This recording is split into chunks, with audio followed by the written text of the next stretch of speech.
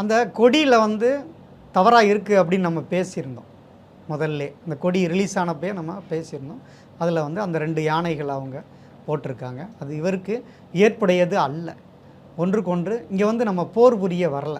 நம்ம அந்த காலத்தில்னா நம்ம வந்து அந்த சின்னத்தை வந்து நம்ம போட்டு ஒரு எதிரியை நம்ம போர் வெல்ல போகிறோம், யானைப்படையை கொண்டு போய் நம்ம பண்ண போகிறோம் அப்படி. இது மக்களாட்சி. நிறையா கோச்சாரங்களும் அந்த கலியுகத்தில் ஒவ்வொரு வருடங்களும் மாறி வந்துடுச்சு. இப்போ மக்களாட்சி நடக்கிற நேரம். ஸோ நமக்கு போர் அப்படின்னா தான் சண்டை போட்டு ஒருத்தருக்கு ஒருத்தர் அடிச்சுக்கிற காயங்கள் படக்கூடிய அமைப்பை அது ஏற்படுத்தும். அதே மாதிரியான ஒரு அமைப்பு தான் இவர் ஒவ்வொரு முறை மாநாடு நடத்தும் பொழுதும் இவருக்கு இந்த பிரச்சனைகள் வருது.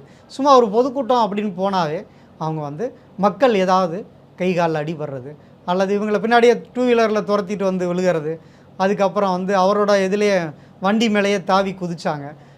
இது போன்ற சம்பவங்கள் அவருக்கு அதிர்ச்சியையும் வேதனையும் கண்டிப்பாக கொடுக்கறதுக்கு காரணம் அந்த கொடியே முதல்ல வந்து தவறானதாக தான் அவங்க பண்ணியிருக்காங்க.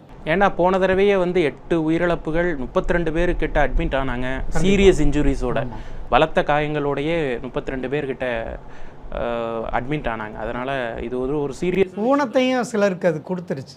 ஏன்னா அந்த சனி பாதிக்கிற நேரத்தில் கை காலில் வந்து கண்டிப்பாக பாதிப்புகளை கொடுக்கும். இப்போ கூட செவ்வாய் சனி பார்க்குறனால நம்ம விஜயை பார்க்க வரோம் அப்படிங்கிற ஒரு ஆர்வத்தில் வாரவங்களுக்கு கண்டிப்பாக அடிபட தான் செய்யும்.